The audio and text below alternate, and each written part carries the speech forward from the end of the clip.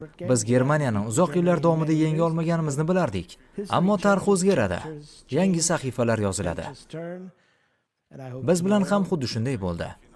Umid qilamanki, ertangi kun Portugaliya uchun omadli bo'ladi va biz nihoyat yutishni xohlayotgan finalda zafar qucha olamiz. Bu oson bo'lmaydi.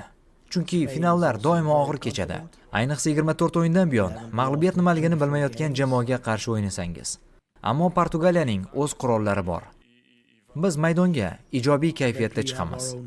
Biz g'alabaga ishonamiz va oxirigacha kurashamiz. Bo'lajak finalni avlodlar to'qnashuvi sifatida tasvirlashmoqda.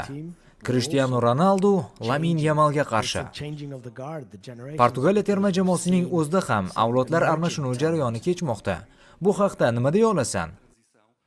Va sening yangi futbolchilarga tajriba almashishdagi roling qanday bo'lmoqda?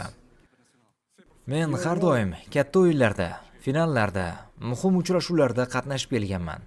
Yoshlarga qarshi o'ynash ham men uchun odatiy hol. Bu meni xavotirga solmaydi.